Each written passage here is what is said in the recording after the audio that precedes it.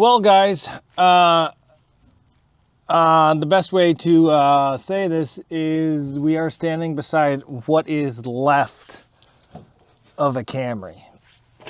So the battery's right there. The gas tank has got some big holes in it. This was a... I don't know how the best way to describe this. Let me sit down. So this was here, Camry I bought a long time ago, and then I ended up selling it, and then that guy sold it to a different guy, and then that guy sold it to a different guy, who sold it to my friend, who sold it to Steven, who let me run it, and then I put all my parts in it, and I ran this car in Burford last year, and we thought the motor was done because it was leaking a lot of oil. And then this year here, we started up, and it wasn't leaking oil. So then there was a demolition derby in Schomberg on Friday, and a buddy called me Friday morning and said, hey, I need a car to run tonight because my van isn't running. I was like, hey, I have this Camry, but it's kind of built above the rules, so they're going to give you a pretty hard time in tech. So the only rule that this car broke at the show was it had a loaded bumper. So they made it run in junk run. It didn't do that good. It did make finals, so technically this car did do better than me. What killed this car was the fact there was no cage in it. I bet you if this car had a halo that went to the floor and door bars and a small size gas tank protector, I think it would be safe. But unfortunately, this one is not. So it still runs and drives. The only problem is there's about... there's a fair-sized hole in this gas tank, and it leaked out all the gas. So halfway through the derby, the gentleman driving this Tucker ended up jumping out of it and jumping into the stands. So I believe this car is too far gone to run again. So what we're going to do is we're going to save some parts off of it. Bumper, engine, transmission, wiring harness, ECU, header, shifter, front suspension. I was going to save the rear suspension, but we're going to talk about that here in a bit. So there's quite a... Oh, we need the battery. The gas tank, I'm probably going to leave, but I'm going to take the hose, sorry, the fuel line off of it. There's too big a hole inside the gas tank for us to patch. Maybe I could try to weld it, but I honestly don't think it's worth it. We did have a GoPro in this, but the roof got so bent that the GoPro no longer GoPro'd.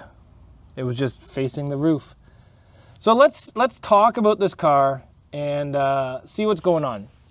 So I'm really impressed with this Camry. So this here is one way that I like to test out things. And what I tested out in the back of this car was my Toyota Echo rear suspension. So as you can see, this car still has a rear subframe in it, but it's completely trash. And the Echo on this side is 100% straight, even though this tire's off the ground. That side is bent. What I realized, though, is the Echo suspension, because of how solid it is and all the hits, you can see right here all the hits to the rear struts this thing was taking, and that strut's actually got like a 45-degree bend. With all the hits it was taken to the rear suspension, it puts a lot of stress on the floor. And this car did not have the reinforcement that your average car has. It only has a post-to-post on the inside. So as soon as the floor started going from the suspension pushing through, there was nothing to help force against itself. Now, if you had a halo with some down bars, 100% that would have changed how this car went in the back. But this thing here was a very weird build for me. I pretty much built this car in 2 days to take to Burford last year, and when I built it, I changed out the rear suspension, I changed out the front suspension, I put a new bumper on, and I put plates on it because it never had plates before. But this car is beat, but it kind of still ran and drove at the end. What stopped it is the gas tank got the hole, so it was still moving around like this. Like, honestly, I think this suspension was a huge success, and the fact of how easy it bolted in kind of made it a lot better. But there was no cutting, no grinding, no welding, no nothing. Like, super easy to put this on. very happy with how this turned out.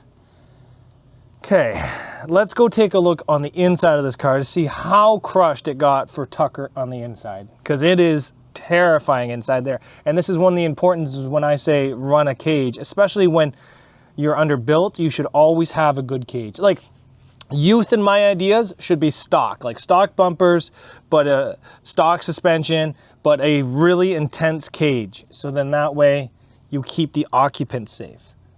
But let's go take a look on the inside of this thing.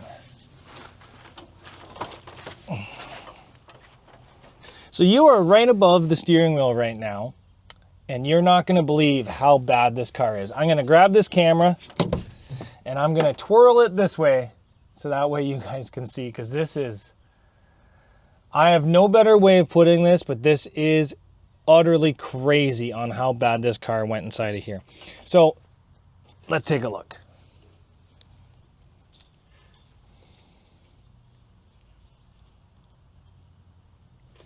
So first off, the gas tank is into the B-pillar. Oh, it's still arcing out. The gas tank is into the B-pillar. It has got a giant hole in that gas tank. The gas tank has actually hit off the shifter. So if you can take a look, the shifter bracket is actually bending from the gas tank hitting it.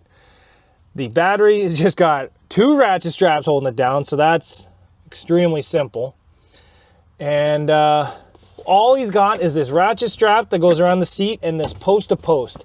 But if you take a look, the post-to-post, that is 2x2 by quarter angle, has actually given out.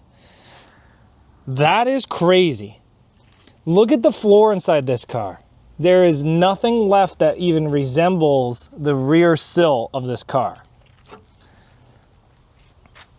Tucker should be extremely happy that he's still good, but I can't believe it. The front of this car is doing amazing. He's got the plate to hold the bumper on, right there. He's got 1 repair plate and 1 repair plate on the sub, but it's starting to go back here.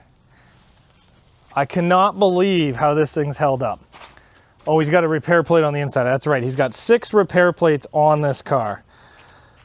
Overly impressed with it. I cannot believe how the front of this car held up. But it is time that we tear it down. What we're gonna do is we're gonna take the hood off, we're gonna take the ratchet strap off, we're gonna take off the gas tank hoses. We're probably gonna leave the gas tank in it because it's bone dry and it's no good because there's a giant freaking hole in it.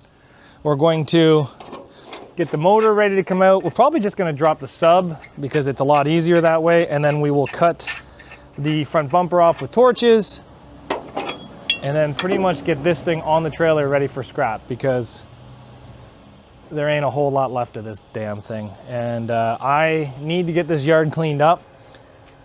And it's sad to see this thing go, but it's good to see that it got to go out with a damn good fight of being the underdog. It was in the ring against 2 Caravans. I think there was like 4 or 5 well-built Siennas, a new Jeep Grand Cherokee, a Tucson, a Colorado, and this thing did pretty damn good. Pretty happy with it. You know, sometimes when you just can't be upset with how good something did, that's definitely this car. But let's take one more walk around to show you guys on how bad it actually is so you can see it as an overall.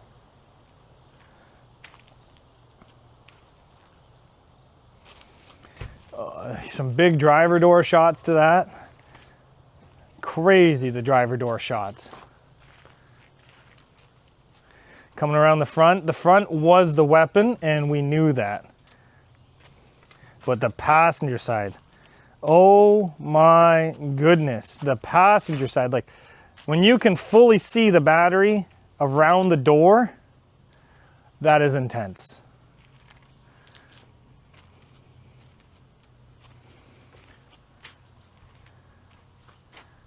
I cannot believe this car. I should measure wheelbase on a Camry. Actually, I know this wheelbase is 103.5, and actually see what it is now and see how much crunched up this car has gotten.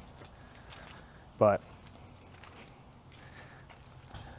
are you guys agreeing with me that this car needs to be put down? I think it's time. I think there's nothing left on this car for it to run, except parts from this car to run on a different car.